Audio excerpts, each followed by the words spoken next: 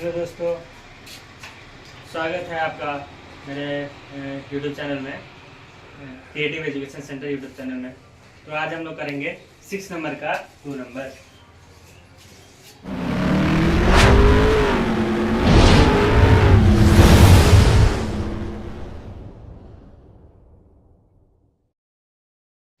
तो इसमें क्या बोला गया है दोस्तों? Let us construct the quadratic equations in one variable from the following statements. इसमें भी दोस्तों क्वेश्चन जो दिया है उसको लेकर एक क्वाड्रेटिक इक्वेशन हमें फॉर्म करना होगा। तो सेकेंड नंबर क्वेश्चन चलिए पढ़ते हैं। 1% bought some kg sugar in ₹80। एक जो कोई इंसान है, उसने कुछ अमाउंट में चीनी खरीदा। If you would get 4 kg more sugar with that money, अगर वह उतने ही रुपए में अगर 4 kg अगर ज़्यादा चीनी पाएगा तो then the price of 1 kg sugar would be less by ₹1। दोस्तों, अगर वो उतना ही पैसा में 4 kg अगर ज़्यादा चीनी पाएगा, इसका मतलब ये है कि चीनी का दाम कम होना पड़ेगा, तब वो उतना ही पैसा में पहले के मुकाबले वो ज़्यादा चीनी पाएगा। अगर तो कितना दाम कम होगा दोस्तों? अगर then the price of 1 kg sugar would be less by ₹1। अगर 1 kg चीनी का दाम अगर 1 रुपया कम होगा तो वह उतना ही पैसे में 4 kg ज़्यादा अमाउंट में चीनी पाएगा। तो ये क्वेश्चन दिया है, इससे क्वाड्रेटिक इक्वेशन हमें फॉर्म करना है। तो चलिए करते हैं सॉल्यूशन। पहले हम लोग को मानना होगा, देखिए यहाँ पर 1% bought some kg sugar in ₹80। तो 80 रुपया में उसने कितना चीनी खरीदा ये तो नहीं दिया है, इससे हमें मानना होगा कि उसने x kg चीनी खरीदा है। Let the price of x kg sugar equal to ₹80। तो हम लोग यहाँ पर ये माने कि दिया अमाउंट नहीं है कि 80 रुपया चीनी का दाम है वो जो खरीदने जा रहा है, लेकिन कितना अमाउंट में वो नहीं दिया है। तो हम लोग मान लेते हैं कि x kg वो खरीदने गया है। तो यहाँ से हम लोग 1 kg का दाम निकालेंगे पहले, क्योंकि 1 kg का दाम ही बोला गया है कि 1 रुपया कम होता तो वो 4 kg ज़्यादा चीनी लेकर आता उतना ही पैसा में। तो हम लोग 1 kg चीनी का दाम निकालते हैं इससे। Let the price of x kg sugar equal to 80 rupees अगर है तो 1 kg का दाम कितना होगा दोस्तों?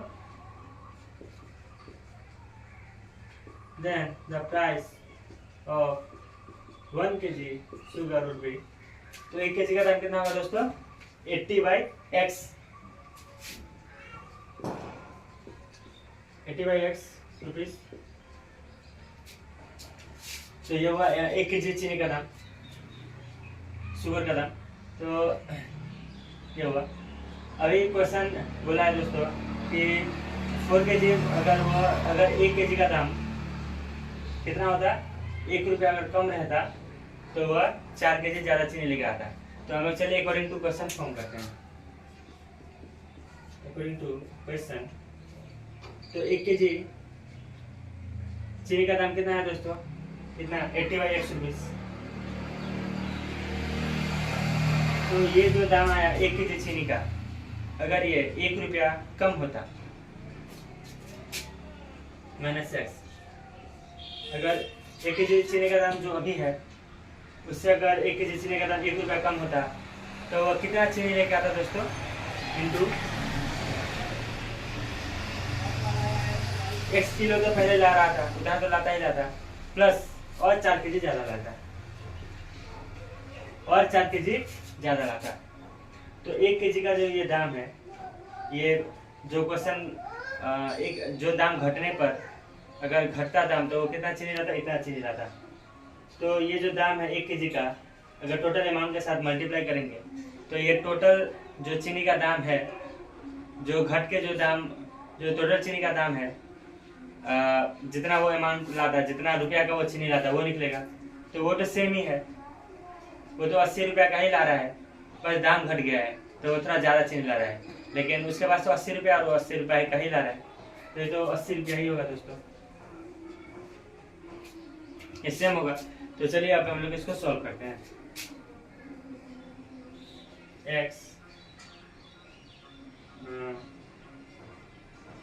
x1 जा x, 1 80 जा 80 माइनस 1 x जा x, x1 जा x, x plus 4 equal to 80।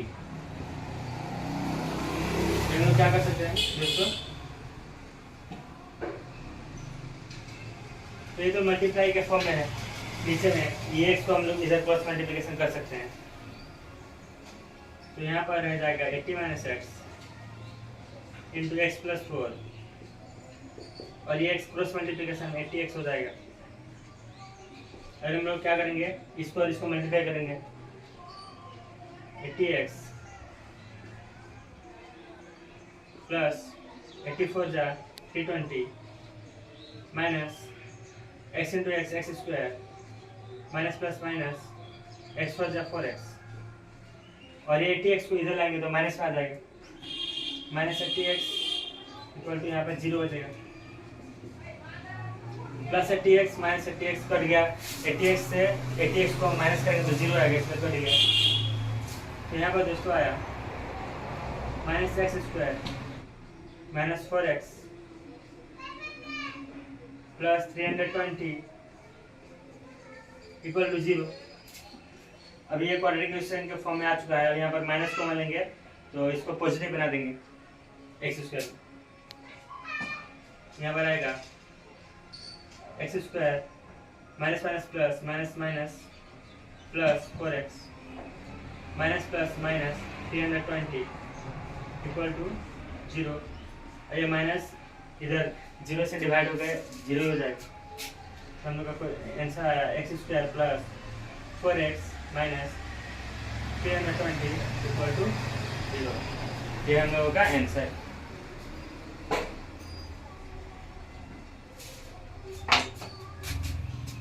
तो चलिए दोस्तों हम लोग अभी क्वेश्चन नंबर 6 का 3 नंबर करते हैं।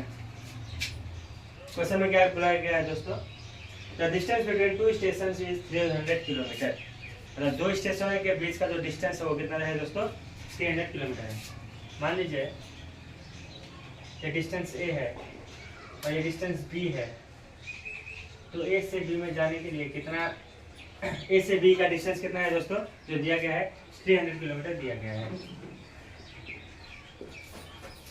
A train went to second station from first station with uniform velocity। तो जो ट्रेन है वो पहला स्टेशन से जो दूसरा स्टेशन में जाएगा यूनिफॉर्म वेलोसिटी, यानी उसका स्पीड चेंज नहीं होगा, जिस स्पीड से वो जा रहा है उसी स्पीड से वो जाएगा। सेम स्पीड मतलब उसका स्टेशन ए से स्टेशन बी में जाने पर उसका स्पीड मतलब चेंज नहीं होता, उसका स्पीड सेम रहता है, यूनिफॉर्म रहता है। If the velocity of the train is 5 kilometre, तो अगर जो वेलोसिटी है ट्रेन का, स्पीड जो है ट्रेन का, अगर वो 5 किलोमीटर पर आवर अगर मोर यानी कि ज़्यादा रहता, तो then the time taken by the train to reach the second station would be lesser by 2 hours। तो ट्रेन को जाने में पहले के मुकाबले कितना टाइम कम लगता। अगर स्पीड ज़्यादा है दोस्तों तो ट्रेन को ए स्टेशन से बी स्टेशन में जाने में टाइम कम लगेगा, तो टाइम कितना कम लगेगा, 2 आवर्स कम लगेगा, यानी 2 घंटा कम लगेगा। तो दोस्तों चलिए हम लोग इसको करते हैं। तो यहाँ पर ट्रेन का स्पीड तो नहीं दिया गया है कि किस स्पीड से ट्रेन जा रहा है, ये नहीं दिया गया। सिर्फ स्टेशन का, सिर्फ स्टेशन ए से स्टेशन बी का जो है फर्स्ट स्टेशन से सेकेंड स्टेशन का क्या दिया गया है दोस्तों, डिस्टेंस दिया गया है, लेकिन स्पीड नहीं दिया गया है। तो चलिए हम लोग इसका स्पीड को मानते हैं। Late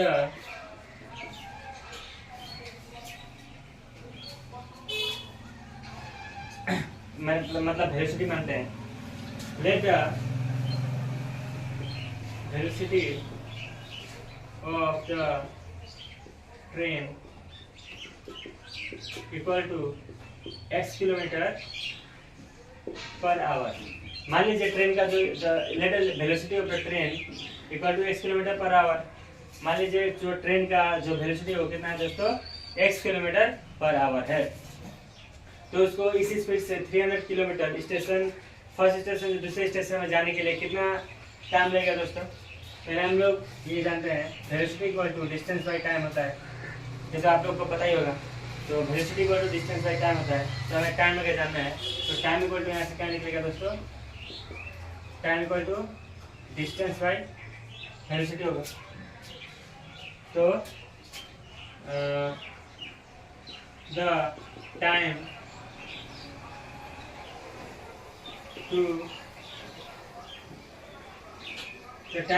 to reach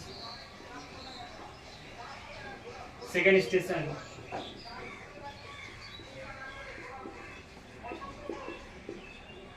by train, तो जो फर्स्ट स्टेशन से सेकंड स्टेशन में जाने के लिए ट्रेन को जो टाइम लगेगा वो कितना लगेगा दोस्तों, time equal to distance by velocity होता है। तो उसको कितना डिस्टेंस जाना है, 300 किलोमीटर जाना है। तो डिस्टेंस की जगह में क्या होगा दोस्तों, 300 किलोमीटर। और नीचे वेलोसिटी की जगह में क्या होगा दोस्तों, कितना वेलोसिटी है ट्रेन का, वो तो दिया नहीं, वो हम लोग माने हैं कितना दोस्तों, let velocity of train equal to x kilometre per hour. तो वेलोसिटी की जगह में x होगा। तो इतना टाइम लगता है ट्रेन को स्टेशन ऐसे स्टेशन पे जाने के लिए। अब सेकंड पार्ट में क्वेश्चन में क्या बोला गया, अगर स्पीड, अगर ट्रेन का स्पीड कितना ज़्यादा हो जाए, if the velocity of the train is 5 kilometre per hour more, अगर ट्रेन का जो वेलोसिटी यानी स्पीड जो है 5 किलोमीटर पर आवर अगर ज़्यादा हो जाए तो उसको जो 2 घंटा कम लग गया। तो सेकंड केस में if the velocity of the train, अगर ट्रेन का वेलोसिटी कितना था दोस्तों, 5 किलोमीटर ज़्यादा यानी x + 5 किलोमीटर पर आवर अगर हो जाता है, तो तब टाइम कितना लग गया स्टेशन ए से स्टेशन बी में जाने के लिए, फर्स्ट स्टेशन से स्टेशन में जाने के लिए। Then time taken by train to reach second station,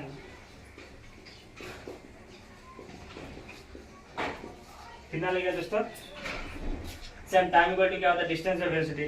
तो डिस्टेंस उससे मिलेगा 300 किलोमीटर ही उसको जाना है, लेकिन इस बार वेलोसिटी क्या हुआ दोस्तों, चेंज हो गया है, वेलोसिटी ज़्यादा हो गया है। कितना ज़्यादा हो गया है, 5 किलोमीटर ज़्यादा हो गया। तो पहले जो स्पीड था वो x था, अब उसमें और 5 अगर ज़्यादा हो गया स्पीड तो क्या होगा, x + 5 दोनों ऐड हो जाएगा। तो वेलोसिटी की जगह में x + 5 लिखेंगे।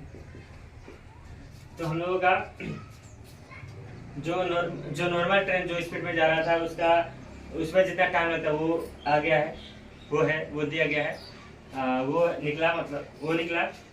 और दूसरे बार में जब ट्रेन का स्पीड अगर ज़्यादा हो जाता है तो कितना टाइम लगेगा वो भी निकल गया है। अब अगर पहले तो स्पीड अगर ज़्यादा हो गया तो टाइम कम लग रहा है दोस्तों, मतलब इस पर टाइम कम लग रहा है, इसके मुकाबले इस पर टाइम कम लग रहा है। तो इस पर टाइम कितना कम लग रहा है दोस्तों, क्वेश्चन में दिया गया है 2 आवर्स कम लग रहा है। तो अकॉर्डिंग टू क्वेश्चन करेंगे, इससे अगर इसको माइनस करते हैं वो किसके इक्वल टू होगा, क्योंकि पहला वाला टाइम है या दूसरा वाला टाइम है। तो पहले टाइम से दूसरा टाइम कितना कम है, 2 घंटा कम है।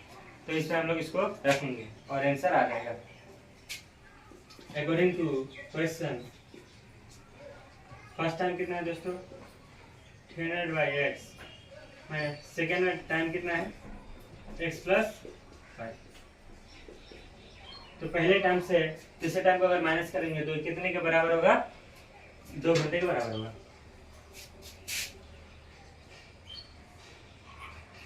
x + 5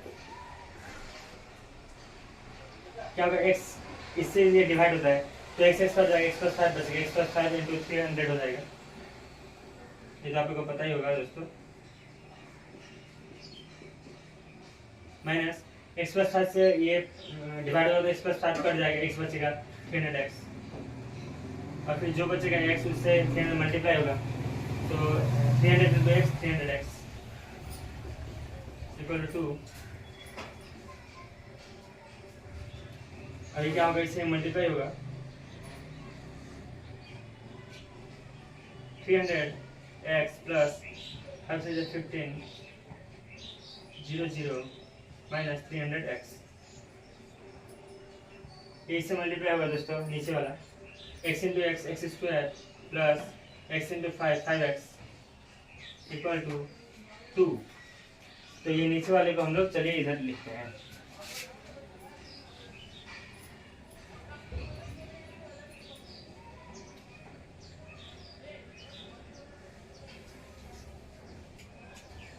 तो ये प्लस 300x और माइनस 300x कट गया, 0 हो गया। तो ऊपर है बचा 1500